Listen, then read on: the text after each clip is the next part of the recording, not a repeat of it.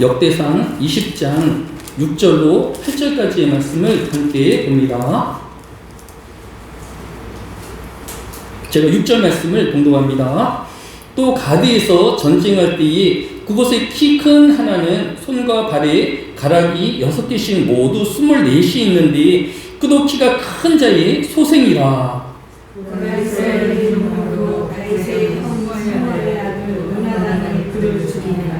가드의 키 큰 자의 소생이라도 다윗의 손과 그의 신하의 손에 다 죽었더라. 아멘. 이 시간 부르리아 찬양대에 주의 몸된 교회 안에서 하나님을 찬양합니다.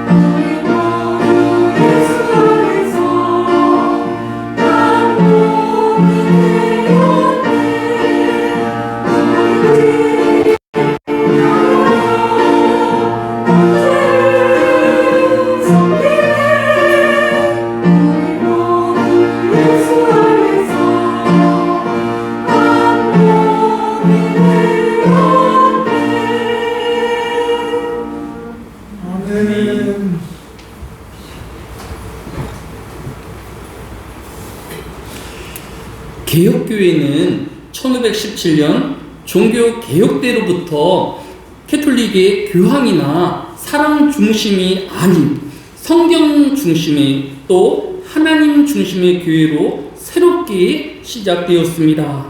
이때 주도적인 역할을 한 사람으로 루터와 칼빈을 꼽고 있습니다.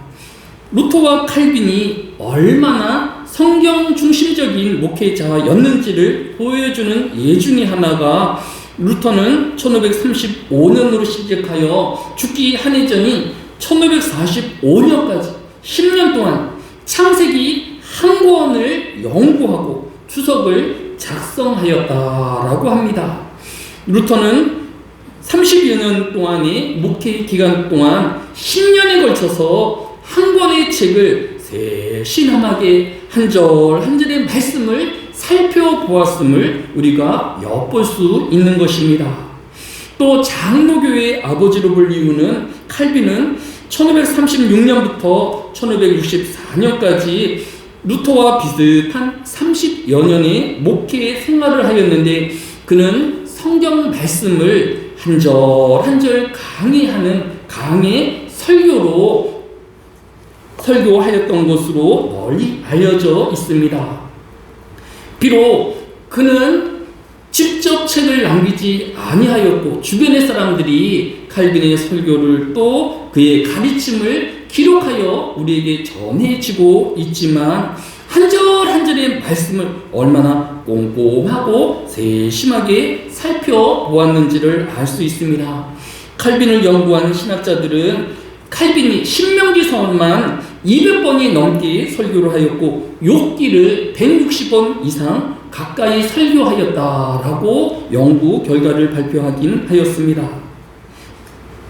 칼빈의 목회가 항상 넓은 또 편안한 길만은 아니었습니다. 그는 프랑스 사람으로 또 프랑스 사람들이 프랑스를 탈출하여서 스위스로 이주하여 간 제네바의 목사로 부임하여서 오직 말씀만 하루에 5절로 매일매일 성실하게 설교하였습니다. 그럼에도 그는 3년째 되는 해에 이 프랑스 스위스 제네바 교회에서 해외로 쫓겨나기 이르렀던 것입니다.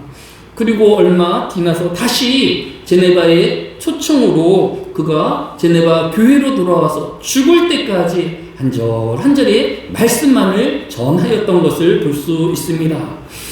이 당시 칼빈자차도 프랑스에 있지 못하고 스위스로 옮겨올 정도로 또 프랑스의 많은 사람들이 스위스로 이주할 만큼 프랑스는 격동의 시간이었습니다. 얼마나 정치적으로 하고 싶은 말이 많았고 또 지도자들에게 하고 싶은 말이 많았겠습니까? 그럼에도 불구하고 칼빈은 오직 하나님의 말씀만을 그의 목회 30년 동안 전하다가 하나님의 부름을 받은 것을 볼 수 있습니다. 오늘날의 개혁교회가 루터를 닮는 또 칼빈을 잇는 신학을 가려 한다라고 하면 첫째 칼빈과 또 루터가 모범을 보인 하나님 말씀을 차례차례 10여 년에 또 30여 년의 목회생활 동안 전하였던 강의 설교를 해야 할 것입니다. 설교는 크게 본문을 차례차례 설교하는 강의 설교와 또 어떤 주제 하나를 정해놓고 설교하는 주제 설교로 나눌 수 있습니다. 주제 설교가 나쁘고 강의 설교가 더 좋다라고 단정 지을 수는 없지만 그래도 장로교회라고 하면 또 개혁교회를 표방한다라고 하면 하나님의 말씀을 시대와 환경을 떠나서 오직 하나님의 말씀을 하루하루 전하는 삶이 되어지고 그 말씀대로 사는 성도가 되어야 할 것입니다. 둘째로 설교자는 성경의 내용을 성도들에게 자세하게 안내하는 안내자가 되어야 할 것입니다. 성경이 이야기하지 않는 또 성경과 상관없는 내용으로 설교의 시간을 낭비해서는 안 될 것입니다. 또 설교자는 성경이 강조하는 점을 강조하고 또 성경이 말하지 않는 것에 침묵할 수 있는 절제가 있어야 할 것입니다. 때로는 성경의 본문이 같은 내용을 반복하여서 기록하고 있을 때도 있을 것입니다. 이때의 성도나 또 목회자는 이것을 잔소리로 여길 것이 아니라 하나님이 강조하는 말씀이라고 하면 10번이고 20번이고 똑같이 강조하는 정직함이 있어야 할 것입니다. 우리는 내가 듣고 싶은 말, 내가 필요한 말을 듣는 것이 아니라 하나님이 말씀하시고 하나님이 강조하시는 말씀에 귀 기울이는 저와 여러분이 되어야 할 것입니다. 비록 하늘의 교회는 적은 교회이지만 지난 6월 5번째 주일부터 이번 주일 12월 5번째 주일은 오늘까지 7개월째 성경의 13번째 책인 역대상을 매주 5번씩 꾸준하게 140번 이상 말씀을 전하여 오고 있었던 것입니다. 사도행전 10장 33절에 보면 오셨으니 잘하였나이다. 이제 우리는 주께서 당신에게 명하신 모든 것을 듣고자 하여 다 하나님 앞에 있나이다 라고 고백하였던 이방인이자 로마 장교인 고넬료의 고백이 우리의 고백이 되어야 할 것입니다. 오직 하나님의 말씀에 귀 기울이는 자가 되어지며 비록 좁은 길이고 또 많은 사람이 찾지 않는다 할지라도 하나님의 말씀에 귀 기울이며 그대로 살아내는 저와 여러분이 되어야 할 것입니다. 그리하여 다가오는 2025년은 사도행전 19장 20절에서 이와 같이 주의 말씀에 힘이 있어 흥황하여 세력을 얻으니라 함과 같이 사람의 말이나 또 환경이 아닌 오직 하나님의 말씀이 세력을 얻어 흥황해지는 놀라운 역사가 있기를 소망하는 저와 여러분 되어지시기를 예수님의 이름으로 축복합니다. 오늘 본문인 역대상 20장의 배경은 4절에서 이후에 블레셋 사람들과 게셀에서 전쟁할 때이라고 하였습니다. 지금 이스라엘과 블레셋에 또다시 전쟁이 일어나고 있는 것입니다. 분명히 바로 앞장인 역대상 18장 1절에 그 후에 다윗이 블레셋 사람들을 쳐서 항복을 받고 블레셋 사람들의 손에서 가두어 그 동네를 빼앗고 라고 하였었는데, 도쟁이 지나서 또다시 이스라엘과 블레셋의 전쟁이 시작되어진 것입니다. 한 나라와 이웃 나라의 전쟁, 그리고 휴전, 그리고 평화는 끊임없이 반복되는 역사임을 우리는 바라보아야 할 것입니다. 다윗이 블레셋의 모든 나라를 혁파한다 할지라도 시간이 지나면 또다시 그들이 세력을 회복하여서 이스라엘을 쳐들어오는 전쟁이 끊임없이 반복되고 있는 것입니다. 이 땅에 이러한 전쟁들이, 또 성경에 나타난 전쟁들이 언제 멈출 수 있을까요? 미가서 4장 3절에 보면 그가 많은 민족들 사이에 이를 심판하시며 먼 곳 강한 이방 사람들을 판결하시리니 무리가 그 칼을 쳐서 보습을 만들고 창을 쳐서 낫을 만들 것이며 이 나라와 저 나라가 다시는 칼을 들고 서로 치지 아니하며 다시는 전쟁을 연습하지 아니하고 라고 하였습니다. 장차 주님의 날이 임할 때에 또 하나님의 심판이 있기까지는 끊임없이 이 땅에서 전쟁이 지속될 것을 우리에게 교훈하여 주고 있는 것입니다. 오직 주님의 재림의 때에 하나님의 심판의 때가 되어서야 이제 다시는 전쟁이 없을 것이다 라고 성경이 교훈하고 있는 것입니다. 따라서 우리가 이 땅에 전쟁이 없기를 위하여 기도하기는 하지만, 그럼에도 불구하고 이 땅에는 끊임없는 전쟁의 이야기들이, 또 여러 힘듦의 일들이 반복되어 일어날 것입니다. 2025년도 우리에게 계속 전쟁의 소리가 들려오고 많은 사람의 신앙 소리가 우리에게 들려오게 되어질 것입니다.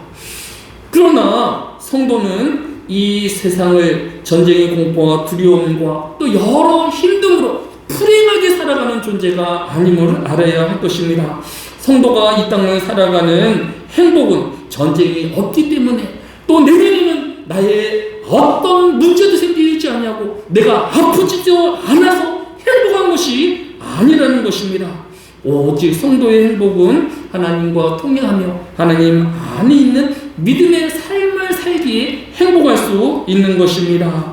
따라서 우리는 내년이 올해의 문제점과 나의 고민들과 나의 모든 것이 없어질 것이다 라고 생각하여서는 안 될 것입니다.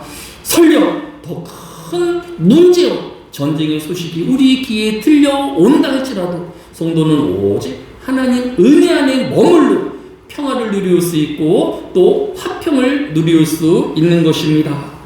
지난 한 해를 되돌아보면 문제와 고통이 어느 때보다도 큰 한 해였습니다.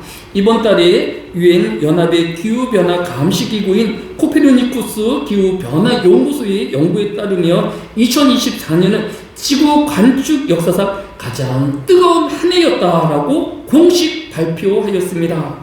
세계 기상연구가들은 지구와 산업혁명 때보다 평균 1.5도를 넘지 않는 것을 목표로 하고 있는데, 올해 2024년에 1월부터 11월까지의 지구 평균 기온이 산업화 이전보다 1.62도가 높았고, 또 그 어느 해보다도 무더웠던 한 해로 기록하고 있는 것입니다. 왜 기상 관측 과학자들이 1.5도를 넘지 않기를 원하였는가? 그 기준이 무엇인가를 살펴보았는데, 그것은 인류가 1.5도를 넘어가게 되어지면 아무리 노력을 하고 새롭게 에너지를 절약한다 할지라도 과거로 되돌릴 수 없는 접점이 1.5도라는 것입니다. 이제 내년은 지금부터 온 세계가 기후에 대해서 전폭적으로 지지한다 할지라도 과거에 평균 기온으로 돌아갈 수 없는 접점을 넘어섰다라는 것입니다. 그렇다고 하면 2025년은 오늘 한 해 동안 일어났던 폭염과 또 걷잡을 수 없었던 많은 홍수와 또 여러 기후 변화가 올해보다 내년은 더 많이 일어날 수밖에 없는 것이 우리 과학자들이 보는 견해인 것입니다. 또 세계 최대의 보험사인 스위스의 보험사는 올해 기후 재난으로 인하여서 3,100억 달러에 이르는 손실이 있었다라고 하고 내년은 더 많은 손실이 있을 것이다 라고 바라보고 있는 것을 볼 수 있습니다. 이제 내년은 전쟁이 그치게 되어질까요? 지금 미국의 싱크탱크 외교협회의 누리집에 따르면 현재 지구상에는 34군데의 나라와 또 곳에서 전쟁이 이루어지고 있다라고 합니다. 또 2025년에는 이 전쟁이 또 종결되어지기보다는 또 다른 나라에서 전쟁과 또 격화되어질 것이다 라고 우려하고 있습니다. 우리 국민들이 지금 불안해하는 것이 무엇입니까? 이런 정치적인 혼란을 통하여 또 한반도마저도 이런 분쟁과 전쟁의 나라가 되어지지 않을까 우려하고 걱정하고 있는 것이 아니겠습니까? 전쟁은 더 지속되어질 것이고 혼란은 전 세계적으로 임하는 현상이 되어질 것입니다. 더 많은 사람들이 2025년은 더 고통받는 한 해가 되어지고 더 두려운 한 해가 되어질 것입니다. 그런 가운데 성도는 어떻게 평안함과 또 믿음을 지킬 수 있을까요? 시편 34편 4절은 내가 여호와께 간구하며 내게 응답하였고 내 모든 두려움에서 나를 건지셨도다. 또 빌립보서 4장 6절로 7절이 아무것도 염려하지 말고 다만 모든 일에 기도와 간구로 너희 구할 것을 감사함으로 하나님께 아뢰라 라고 교훈하고 있는 것을 볼 수 있습니다. 힘들면 더 기도하는 때가 되어져야 하며 문제가 많으면 더 하나님께 나아가는 2025년이 되어야 할 것입니다. 비록 우리 육체가 내년에 더 공고함이 되어지고 우리 가정의 경제가 더 힘들게 되어질 때 낙심할 것이 아니라 절망할 것이 아니라 더 하나님께 나아가며 더 기도하는 2025년이 되어지기를 예수님의 이름으로 축복합니다. 둘째는 디모데후서 1장 7절에 하나님이 우리에게 주시는 것은 두려워하는 마음이 아니요 오직 능력과 사랑과 절제하는 마음이니라고 하였습니다. 여호수아서 1장 9절에 내가 내게 명령한 것이 아니냐 강하고 담대하라 두려워하지 말라 놀라지 말라 내가 어디로 가든지 내 하나님 여호와가 너와 함께 하느니라 라고 하였습니다. 환경이 변하지 아니하였습니다.